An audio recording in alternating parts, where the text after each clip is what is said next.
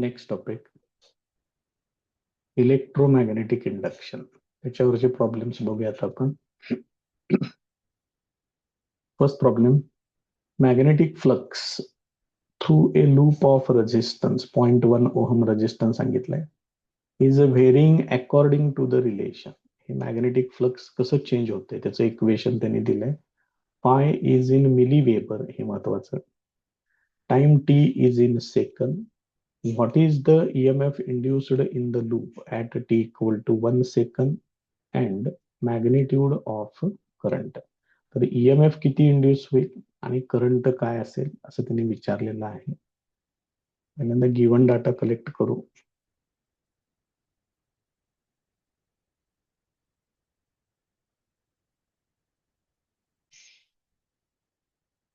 Resistance सांगितलेलं आहे 0.1 ohm. त्यानंतर फायची व्हॅल्यू ही सांगितलेली आहे 6t square plus 7t plus 1 आणि महत्वाचं म्हणजे हे आहे मिली वेबर मध्ये. त्यानंतर टाइम दिलेला आहे t इक्वल टू 1 सेकंद. विचारले काय का बघा, EMF विचारलेला आहे आणि करंट विचारलेला आहे.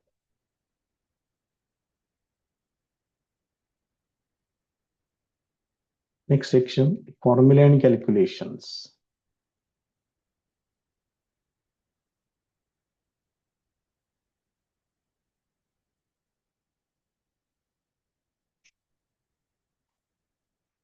आपला बेसिक फॉर्म्युला EMF चा असा आहे, E equal to minus D phi upon D T.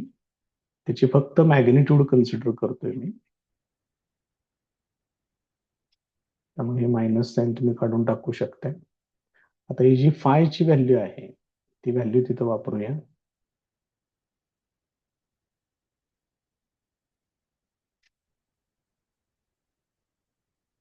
Derivative of 6t square plus 7t plus 1 हे असेल. त्याचे डेरिवेटिव्ह घ्या. इथं 6 कॉन्स्टंट टी स्क्वेअर ची derivative 2t plus 7 constant T ची डेरिवेटिव्ह 1 प्लस 1 कॉन्स्टंट त्याची डेरिवेटिव्ह 0. म्हणजेच हे काय येणार 12t प्लस 7 येणार. ही मॉड ई ची टी मधली व्हॅल्यू आहे. आता याच्यामध्ये टी इक्वल टू 1 वापरायचं आहे.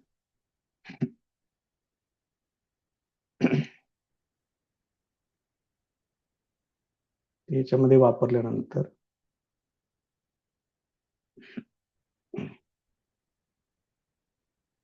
असेल, म्हणजेच येणार 19 मिली वेबर मध्ये मॅग्नेटिक फ्लक्स सांगितलेला आहे, त्यामुळं EMF येणार मिली व्होल्ट मध्ये.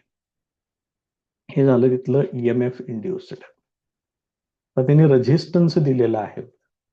रेझिस्टन्स सांगितलेला आहे 0.1 ओहम. त्याच्यावरून तुम्ही करंट फाइंड आउट करू शकताय. I equal to mod E upon R. Mod E आहे 19 मिली व्होल्ट आहे, डिवायडेड बाय रेझिस्टन्स आहे 0.1 ओहम. अंशाला आणि छेदाला 10 न मल्टिप्लाय करून घ्या, 190 हे असेल. हा करंट सुद्धा मिली एम्पियर मध्ये करंट येईल. हे त्याचं फायनल आन्सर. ह्या दोन गोष्टी त्यांनी विचारल्या होत्या बघा, हे तयार झालेलं आहे. नेक्स्ट प्रॉब्लेम बघा. A search coil having 2000 turns with area 1.5 centimetre square. Number of turns दिलेले आहेत, एरिया दिलेला आहे. मॅग्नेटिक फील्ड 0.6 टेस्ला, 0.6 म्हणा 0.60 म्हणा, काय अडचण नाही. The coil is moved rapidly out of the field in A time of 0.2 second. एवढ्या वेळेमध्ये ती कॉइल त्या मॅग्नेटिक फील्डच्या बाहेर काढलेली आहे. Calculate the induced EMF across the search coil. तर त्याच्यामध्ये किती EMF इंड्यूस होईल हे त्यांनी विचारलेलं आहे.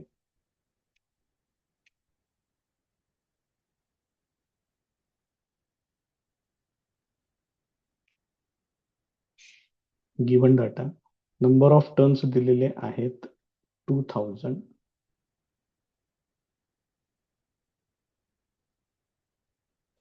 त्याच्यानंतर एरिया सांगितलेला आहे 1.5 सेंटीमीटर स्क्वेअर. त्याचं मीटरमध्ये कन्व्हर्शन करून घ्या. एका सेंटीमीटरचे मीटरमध्ये 10⁻². सेंटीमीटरचा स्क्वेअर आहे 10⁻⁴ असेल. मॅग्नेटिक फील्ड सांगितलेलं आहे बी इक्वल टू 0.6 टेस्ला. त्यानंतर टाइम दिलेला आहे, किती वेळात तो चेंज केलेला आहे ते सांगितलेलं आहे. त्याला मी dt कन्सिडर करतोय. Calculate the induced EMF. EMF विचारलेलं आहे.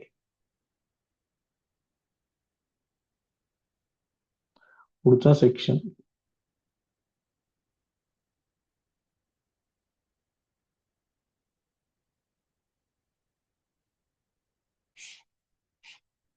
Formula and calculations.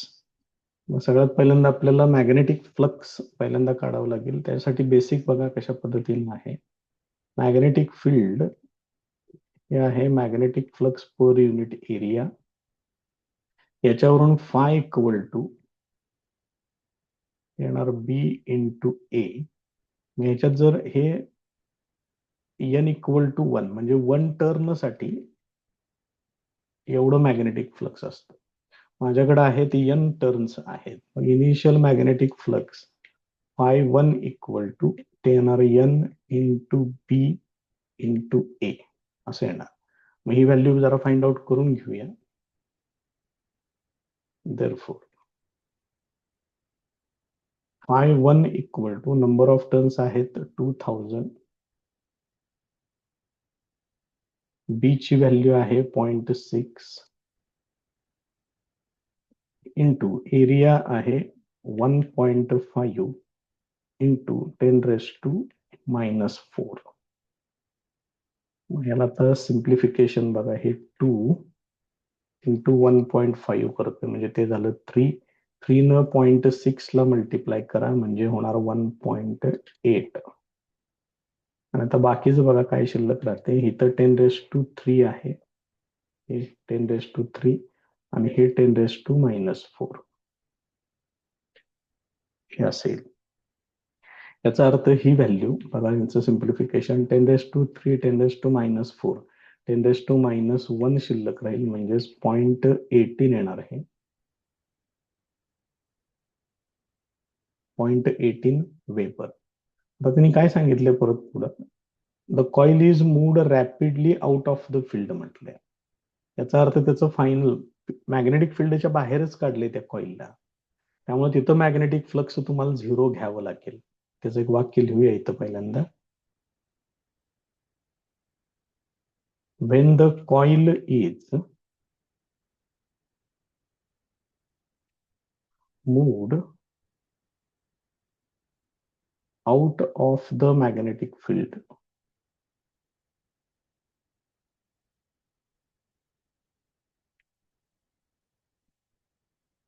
magnetic flux φ2 it will be equal to 0. ते तुम्हाला 0 घ्यावं लागेल. आणि ते किती वेळात त्यांनी चेंज केलेलं आहे ते पण सांगितलंय 0.2 सेकंद. तर तुम्हाला इनिशियल मॅग्नेटिक फ्लक्स माहिती आहे, फायनल माहिती आहे, टाइम माहिती आहे. मग EMF E equal to minus D phi upon D T हा आपला basic formula minus φ2 minus φ1 divided by time T T. therefore E equal to इथं मायनस ठेवतोय φ2 आहे 0 मायनस 0.18 डिव्हायडेड बाय 0.2 हे असेल. याचं सिम्प्लिफिकेशन हे परत 0 मायनस म्हणजे हे मायनसच येणार. ते मायनस मायनस हे प्लस होणार. 0.18 डिव्हायडेड बाय 0.2 हे सिम्प्लिफाय करून येणार 0.9 व्होल्ट. हे त्याचं फायनल आन्सर आहे.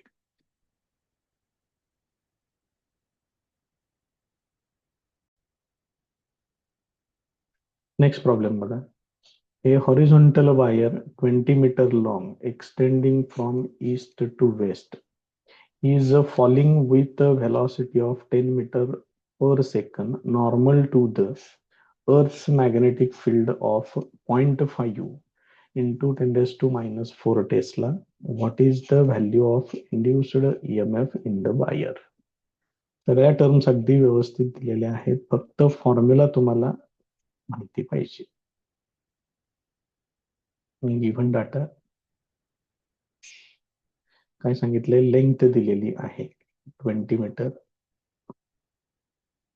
त्याच्यानंतर व्हेलॉसिटी दिलेली आहे 10 metre per second,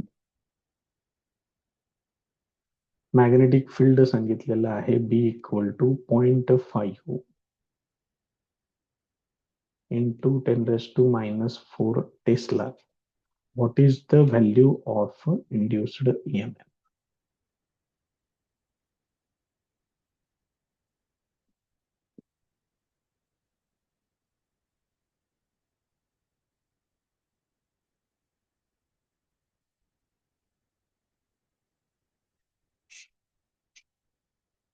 next section आहे फॉर्म्युला अँड कॅल्क्युलेशनचा. एकदम सिंपल काम आहे, काही विशेष नाही आहे जास्त त्याच्यात.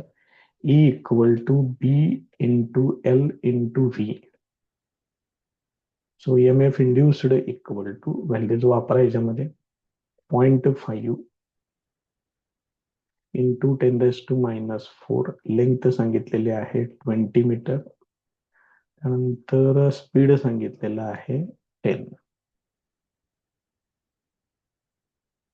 आता हे 0.5 इंटू 20 केलं, 0.5 म्हणजेच 1/2, याचं निम्म होणार, हे 10 होणार.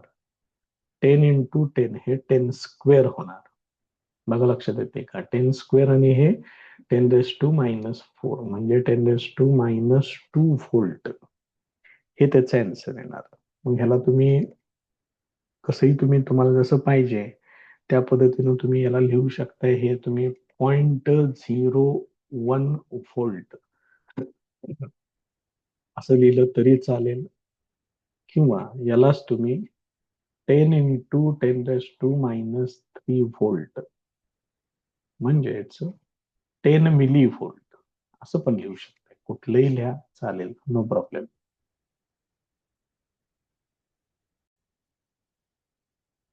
नेक्स्ट प्रॉब्लेम बघा.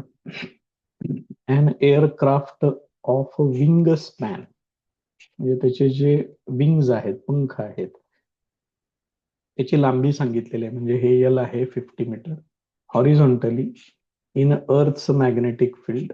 मॅग्नेटिक फील्ड सांगितलेलं आहे, स्पीड पण दिलेलं आहे. Calculate the EMF generated between the tips of the wings of the aircraft. हे पण काय फारसं विशेष असं काही नाहीये याच्यामध्ये, फक्त टाईप बघून ठेवा, त्यावरती प्रश्न विचारतात. लेंथ सांगितलेली आहे 50 मीटर, त्यानंतर magnetic field B equal to 6 into 10 raise to minus 5 tesla. Speed दिलेलं आहे 400 metre per second. Induced EMF विचारलेलं आहे.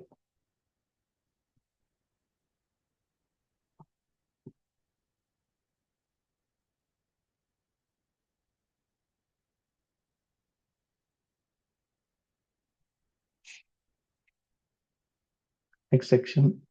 आता याच्यामध्ये EMF E इक्वल टू, परत एकदा तोच फॉर्म्युला वापरायचा आहे, BLV. मॅग्नेटिक फील्ड सांगितलेलं आहे 6 into 10 raise to minus 5. Length दिलेली आहे 50. व्हेलॉसिटी सांगितलेली आहे 400. हे बघा 6 इंटू 50 ते होणार 300 into 400 into 10 raise to minus 5. मांडूया, 10च्या पॉवर्स मध्ये गोंधळ होऊ शकतो.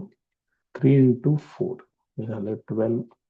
इथले 10 रेज टू 2, इथले 10 रेज टू 2, टोटल झाले 10 raise to 4.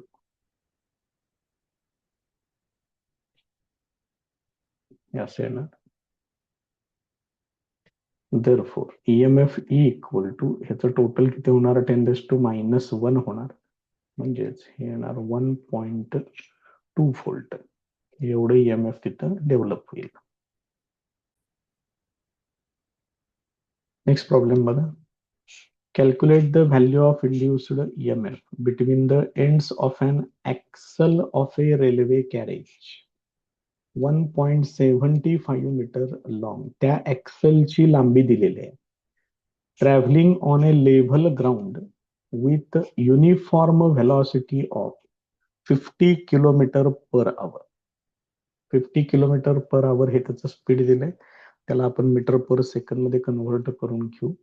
Vertical component of अर्थच मॅग्नेटिक फील्ड त्याला BV म्हटलेलं आहे. ती व्हॅल्यू पण त्यांनी दिलेली आहे. इथं पण परत तोच फॉर्म्युला वापरायचा आहे. एकाच टाईप वरती बघा किती प्रॉब्लेम्स दिलेले आहेत त्यांनी.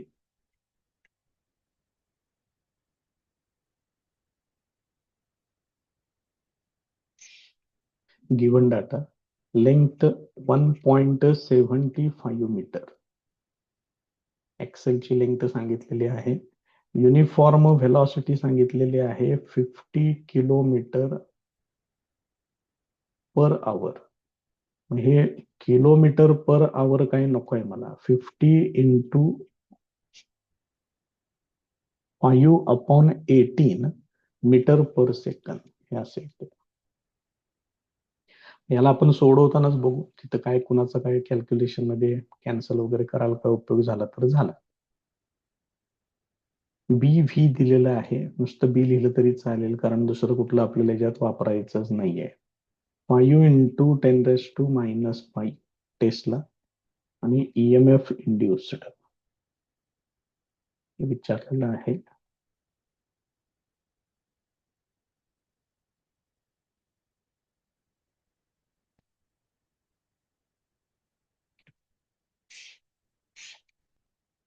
बेसिक फॉर्म्युला आपला तोच येईल. E equal to BLV. फक्त इथं BV घेतो मी दिलेला आहे त्या पद्धतीनं म्हणून. E इक्वल टू BV आहे 5 इंटू 10⁻⁻5. लेंथ सांगितलेली आहे 1.75. त्याच्यानंतर व्हेलॉसिटी आहे 50 इंटू 5 डिव्हायडेड बाय 18. मग याला पुढं सिम्प्लिफिकेशन सरळ लॉगनं कॅल्क्युलेशन केलेलं बरं. विनाकारण रिस्क नको जास्त. EMF E इक्वल टू बघा 5 5 5 25 25 5 1,200 आणि हा एक 0 म्हणजे येणार 1250 इंटू 1.75 डिव्हायडेड बाय 18 इंटू 10⁻⁻5. कोण राहिले का जरा फक्त एकदा बघून घेऊया. झालं हे पण झालं. ठीक आहे. आता हे एवढंच फक्त आपल्याला लॉगनं सोडवावं लागेल.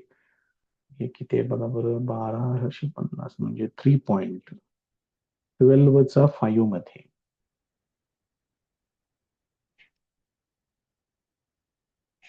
0969.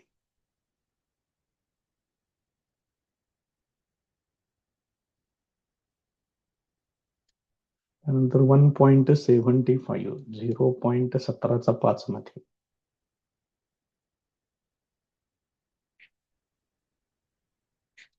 2430.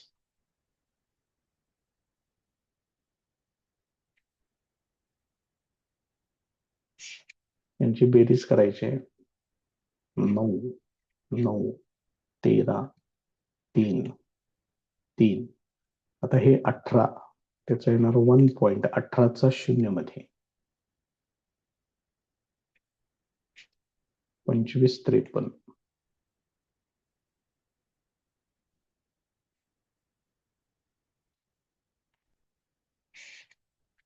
जी वजाबाकी 6 4 8 0 2. आता ह्याचा अँटीलॉग 0.08 चा 4 मध्ये 6 चा मेन डिफरन्स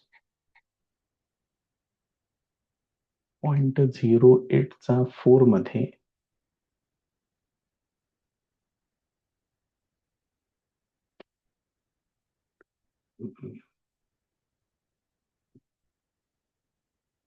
0.08 चा 4 मध्ये 6 चा मेन डिफरन्स म्हणजे 1246. परत एकदा बघा बरं जरा तिथं 6 4 5 आणि 13 एक 3 3 गेले बरोबर. 0.08 चा 4 मध्ये थोडा फरक पडायला लागलाय उत्तरामध्ये. अरे अरे अरे इकडं खाली आलो मी तरीच म्हटलं असं का व्हायला लागलं. 0.08 चा 4 मध्ये आणि 6 चा मेन डिफरन्स 1215 असं त्याचं आन्सर येईल. 1215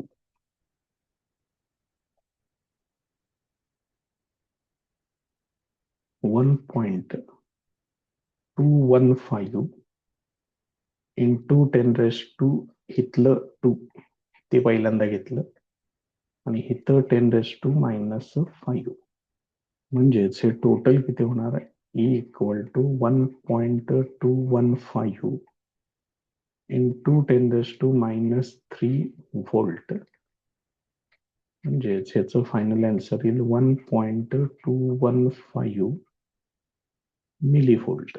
हे त्याचं फायनल आन्सर आहे. EMF इंड्युस्ड विचारलंय त्याने ते या पद्धतीनं तिथे येईल.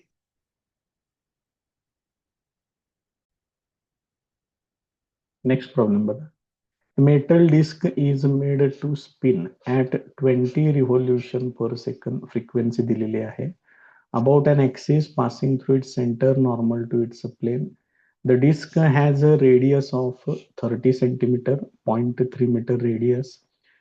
Spins in a uniform magnetic field of 0.2 किंवा 0.20 टेस्ला ही बीच व्हॅल्यू दिली, which is parallel to the axis of rotation. Calculate area swept out per second by the radius of the disc.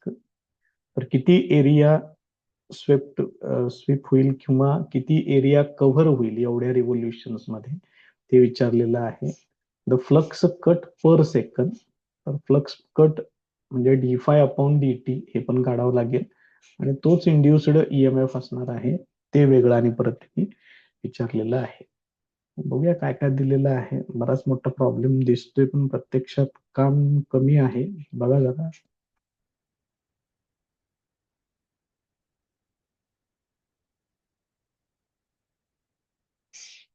Given data frequency दिलेली आहे 20 revolution पर second. यालाच तुम्ही 20 hertz म्हटलं तरी पण चालते, काही अडचण नाही. रेडियस सांगितलेली आहे 30 सेंटीमीटर म्हणजेच 0.3 किंवा 0.30 मीटर म्हटलं तरी चालेल. मॅग्नेटिक फील्ड दिलेलं आहे 0.2 tesla. Area swept, total area swept A equal to ते घेतोय त्या ठिकाणी. त्यानंतर फ्लक्स कट त्याला मी d∅ घेतोय. पर सेकंद विचारले d∅/dt. त्यानंतर EMF इंड्युस्ड म्हटलेलं आहे E इक्वल टू dt आपण पर सेकंद सांगितले त्यामुळे dt 1 सेकंद जर वापरावं लागलं तर बघू आपण पुढचा section.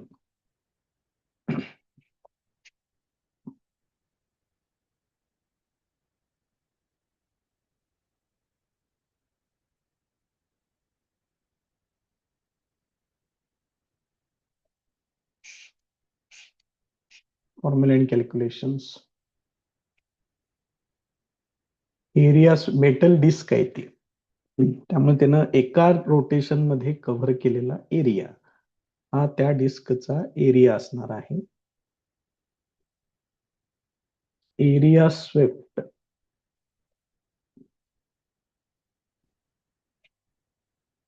Bye the disc in 1 revolution is equal to, त्याची रेडियस जर r असेल तर एरिया कव्हर्ड येणार पाय आर स्क्वेअर. मग त्यांनी विचारलेलं आहे 20 रिव्होल्युशन मध्ये किती एरिया कव्हर होईल. Therefore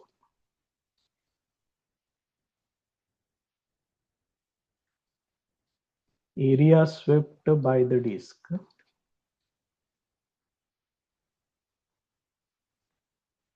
in 20 revolutions is equal to किती होणार ते 20 into पाय आर स्क्वेअर हे असेल.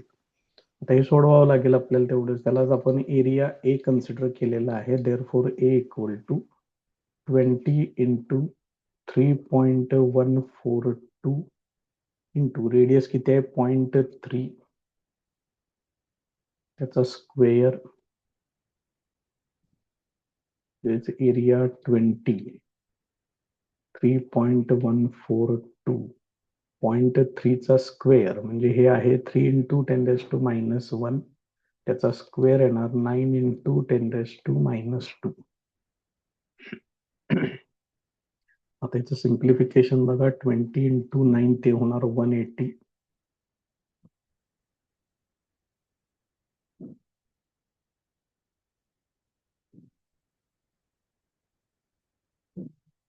असेल. याचं सिम्प्लिफिकेशन आपल्याला करायचं आहे. 18 ने याला मल्टिप्लाय करून घेतोय आणि ह्या 10 साठी हे 10 आणि हे 10⁻², याला 10⁻⁻1 लिहितोय. 18 दुने 36, 6 हातच्याले 3, 18 चोक 72 आणि 3 75 अशी 5 हातच्याले 7, 18 एक्के 18 आणि 7 25, 25 अशी 5 हातच्याले 2, 18 त्रिक 54 आणि 2 56. हे एवढे परत एकदा सांगतोय इथलं 10 आणि हे 10⁻², याचं मिळून होणार 10⁻⁻1. त्यामुळे हा टोटल एरिया आता 10⁻⁻1 याच्यामध्ये वापरून घेतोय 5.6556 मीटर स्क्वेअर हे असेल. एवढा एरिया स्वेप्ट त्या ठिकाणी होणार आहे.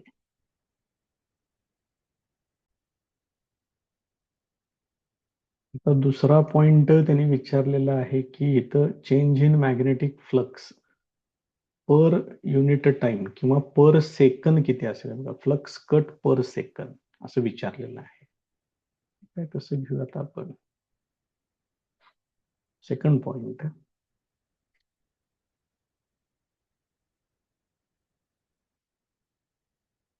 Flux cut per second equal to हे त्यांनी विचारलेलं आहे. आता बेसिक फॉर्म्युला असा मॅग्नेटिक इंडक्शनचा असा आहे.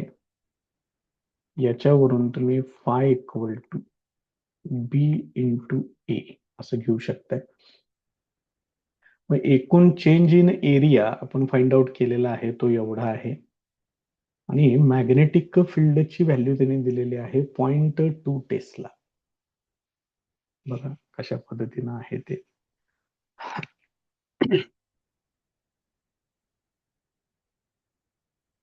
आता आपण जो एरिया स्वेप्ट जो फाइंड आउट केलेला आहे त्याच्यामध्ये आपण फ्रिक्वेन्सी घेतलेली आहे. त्यामुळे परत वेगळी फ्रिक्वेन्सी आता घ्यायची गरज नाही. फक्त तुम्हाला त्या ठिकाणी त्याचे जे मॅग्नेटिक फील्ड आहे त्यानं फक्त एरियाला मल्टिप्लाय करावं लागेल.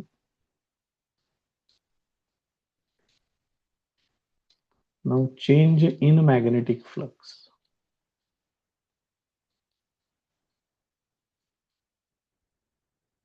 is equal to d phi is equal to b into a एवढंच फक्त इथं घ्यावं लागेल. therefore d phi equal to b ची व्हॅल्यू परत एकदा बघा 0.2 टेस्ला काहीतरी आहे बरोबर आणि एरिया इथं आपण काढलेला आहे तो घ्यायचा आहे 0.2 टेस्ला इंटू 5 पॉइंट किती आहे बघा ते 6556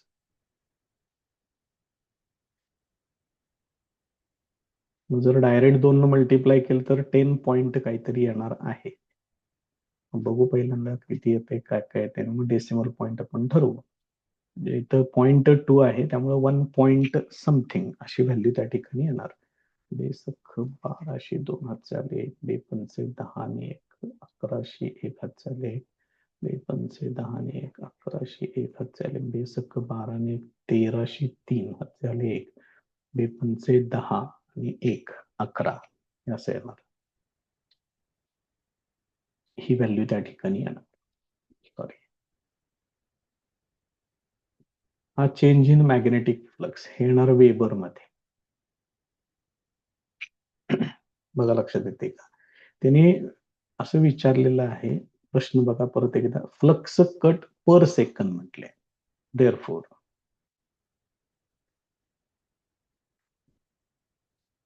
therefore flux cut per second is equal to d phi upon dt. आणि हे dt घ्यायचं आहे 1 सेकंद, त्यामुळे हे किती येणार 1.13112 युनिट, तेवढं वेबर पर सेकंद हे असं घ्यावं लागेल. आणि याच्यानंतर अजून एक टर्म त्यांनी विचारलेली आहे, इंड्युस्ड ईएमएफ किती असेल. हेच इंड्युस्ड ईएमएफ असणार आहे, फक्त फॉर्म्युला तेवढा मांडूया आपण तिथं. थर्ड पॉइंट,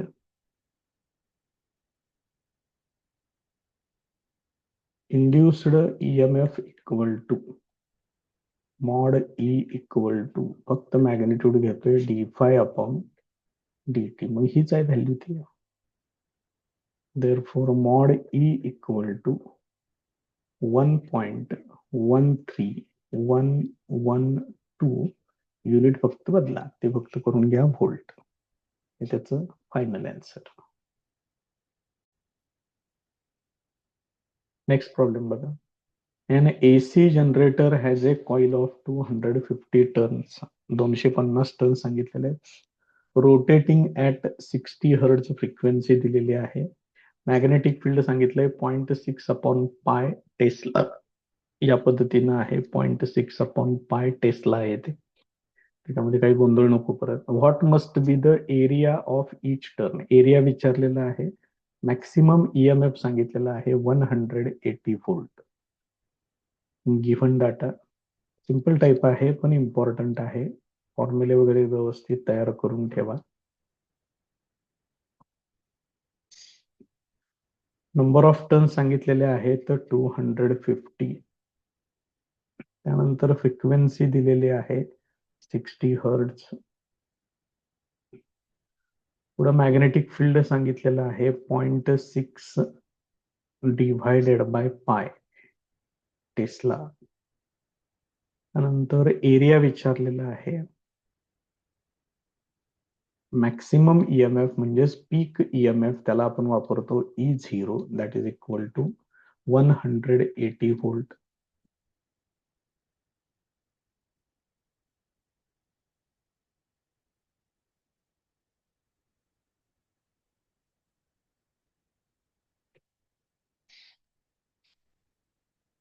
पुढचा सेक्शन आहे फॉर्म्युला अँड कॅल्क्युलेशन्स. आता ह्याला ऍडजस्टमेंट, पहिला फॉर्म्युला लिहूया. E0 equal to N A B omega. म्हणजे परत एकदा E0 equal to N A B omega म्हणजेच येणार 2 पाय एफ. मी ह्याच्यामध्येच व्हॅल्यूज वापरतोय, इकडे 180 घेतोय, इकडे एन आहे 250. एरिया काढायचा आहे. बी ची व्हॅल्यू आहे 0.6 upon pi into 2 into pi into frequency आहे 60 हर्ट्ज. मग याच्यामध्ये पहिल्यांदा सिम्प्लिफिकेशन कितपत शक्य आहे ते बघू आपण. इकडं 180 आहे, इकडं 60 आहे, त्यामुळे ह्याचा काही फार गोंधळ करायला नको. हे पाय तेवढं कॅन्सल होईल, याचं 1.2 होईल. म्हणजे बघा किती होतंय ते, 180 इज इक्वल टू 250 इंटू हे होणार 1.2 म्हणजे 2 आणि 0.6 यांचं मल्टिप्लिकेशन केलेलं आहे. त्यानंतर इथं आहे 60 आणि हे शिल्लक राहिलेलं ए. याच्यावरून ए इक्वल हे सगळे इकडे घ्या.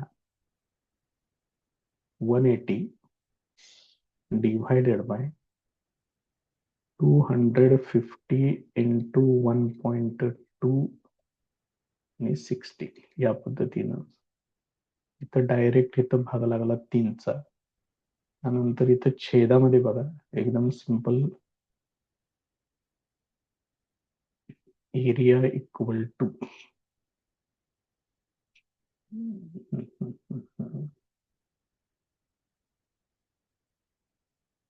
25 आणि 12 ते तेवढंच येते बहुतेक. 12 2 24 12 55 300च येते. ठीक आहे बघा. 3 डिव्हायडेड बाय याच्यातलं 10 मी इथं वापरतो ह्याच्यात म्हणजे हे काय शिल्लक राहील 25 इंटू 12 येणार हे 12 पंचे 60 0 किंवा 3 हे सगळ्यात सोपं. एवढं शिल्लक राहिलेत. विषय संपला त्याचा. म्हणजे याचा एरिया ए इक्वल टू येणार 10⁻⁻² मीटर स्क्वेअर. हा एवढा एरिया त्या ठिकाणी असावा लागेल.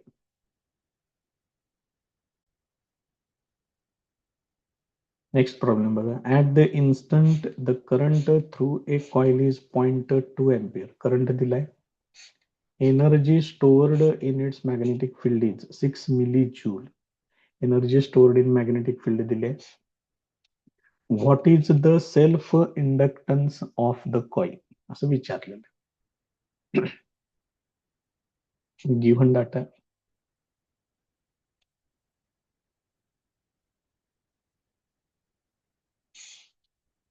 करंट सांगितलेला आहे 0.2 एम्पियर.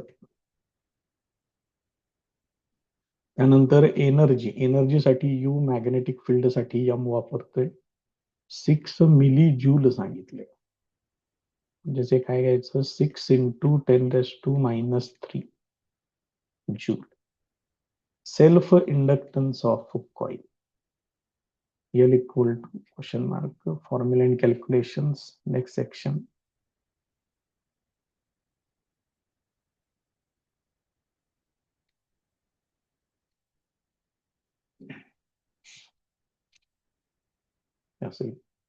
याच्यामध्ये फॉर्म्युला जो आहे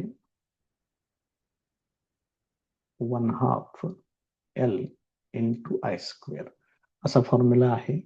याच्यावरून L इक्वल टू काय करणार बघा 2 into UM divided by I² हे असेल. Therefore L equal to 2 into energy stored आहे 6 इंटू 10⁻³ डिवायडेड बाय करंट आहे 0.2 त्याचा स्क्वेअर.